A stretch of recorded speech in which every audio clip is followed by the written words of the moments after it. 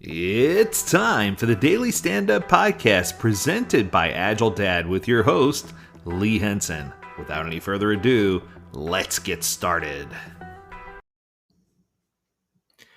As we close out a recap of 2023, I thought it'd be fun to review the top 5 podcast episodes according to listens on the Daily Stand Up Podcast.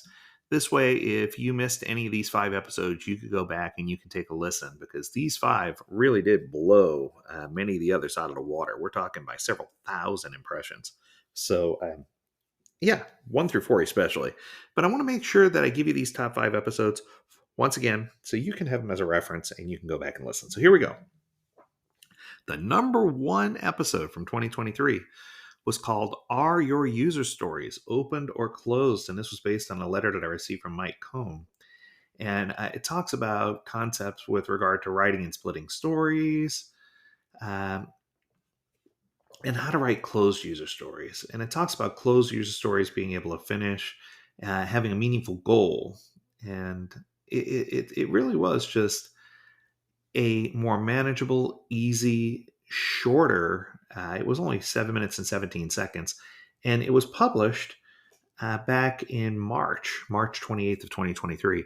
And what I can tell you is this episode got a lot of traction because it really does explain some helpful tips that you can use to really get your user stories complete. Once again, great episode. I really think you should dive into that one. And Mike does a fantastic job with all of his emails. And congratulations for taking the top spot. Coming in at number 2, the 7 tips to become a successful Scrum Master. Now, this one was also in March. It was March 2nd of 2023. And it gave 7 tips. The 7 tips were understand a Scrum framework, develop your leadership style, be a strong coach, understand the business, build a culture of continual improvement, gain experience, and get certified. I'm not going to go into too much depth there because I do want you to take advantage of a short 6-minute and 41-second episode. Once again, short, sweet, and to the point. But man, those tips are useful. Good stuff.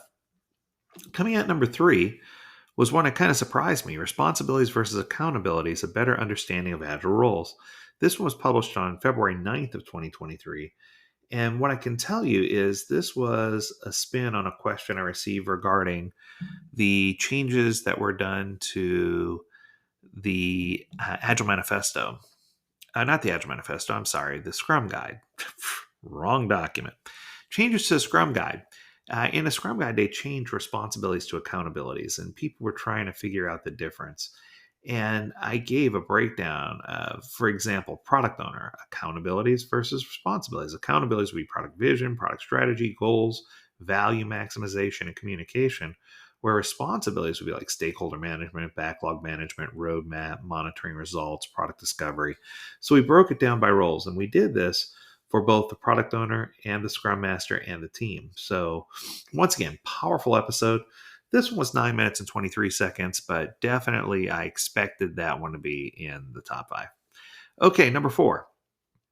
The product owner does not need to be the sole source of knowledge. That was from January 16th of 2023, all these early ones. And I think part of it is this was another one that was a collaboration with Mike Cohn. Um, and it talks about what product owners spend the majority of their time doing and what they should be doing. It was 7 minutes and 19 seconds, and it really hones in on how the product owner can lean on other individuals to solve complex problems. And then number 5, to round out the top 5, were the top 10 ways to create and support an agile culture back from January 31st of 2023.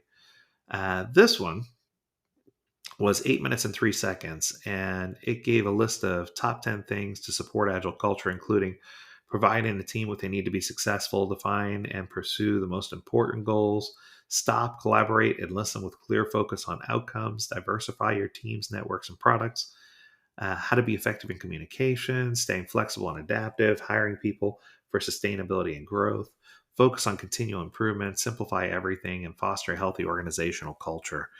Now, I do want to point out one thing. These were all from January through March, which I found interesting. But then I thought about it. Now, I'm pulling numbers all the way through December 31st, but obviously people had more time to listen to those January, February, and March episodes.